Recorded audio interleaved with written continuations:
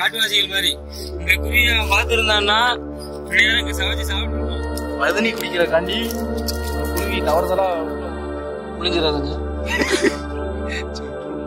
Hello friends, நம்ம வந்துட்டு இந்த பனை சேவை வரும்போது பார்த்தோம்னா அந்த பனைக்குள்ள வந்துட்டு மருதனி குடிக்கிற காண்டி ஒரு குருவி தவறுதலா உள்ள விழுந்து இந்த பாருங்க, ஒரு சின்ன சிட்டுக்குருவி பாவம் பயணியில நனைஞ்சி அது உயிருக்கு போராடிக்கிட்டு இருந்த நிலைமையில நம்ம இதை பார்த்துட்டோம்.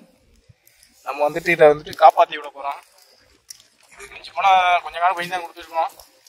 நம்ம வந்துட்டு இதை எப்படியாவது ஹெல்ப் பண்ணி இதை காப்பாற்றி விடுவோம். இப்போ இப்படியே விட்டோம்னா இந்த பதனியோட பிஸ்கு அது மேலே ஒட்டி பறந்துக்கிடாது. இது எப்படியும் ஏதாவது ஒரு பெரிய குருவி ஏதாவது வந்து சாப்பிட்றோம்.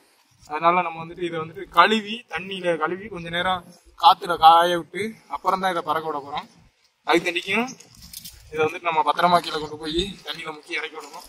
கீழே நான் குடிக்க கொண்டு வந்த தண்ணி இருக்குது, அந்த தண்ணியில் கழுவி கொஞ்ச நேரம் வெயிலையும் காற்றுலையும் காய வச்சு ரெக்க தொகை எல்லாம் காஞ்சதுக்கப்புறம் பறக்க விடுவோங்க. கொஞ்சம் நம்ம பறக்க விடுற வீடியோ நீங்கள் பொறுமையாக பாருங்க. தம்பி தூக்குங்க, இறக்குங்க.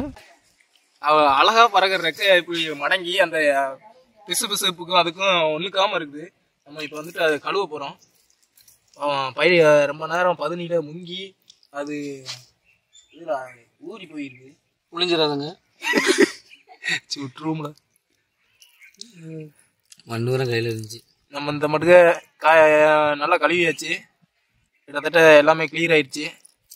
கொஞ்ச நேரம் வெயிலில் காய வைப்போம். கொஞ்ச நேரம் வெயிலில் காய வச்சு காற்றுல முடியெல்லாம் காஞ்சதுக்கப்புறம் அந்த குருவியை பறக்க விட்டுருவோம்.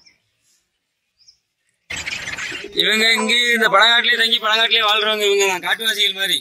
இந்த குருவியை பார்த்துருந்தான்னா நேரம் சமைச்சு சாப்பிட்டு இருப்பான். நல்ல வேலைக்கு நான் அதை கொடுக்கல. அந்த மாதிரி இந்த வேலைக்கு அங்கிட்டு போனோம்னா அந்த காட்டுவாசியெல்லாம் சேர்ந்து நம்மளை அடிப்பாங்க. அதனால அந்த அங்கிட்டு போக கூடாது. நம்ம அந்த மாதிரி எரியுறாங்க. ஓடிந்துரு திரேசு, ரஞ்சித் ஓடிந்துரு.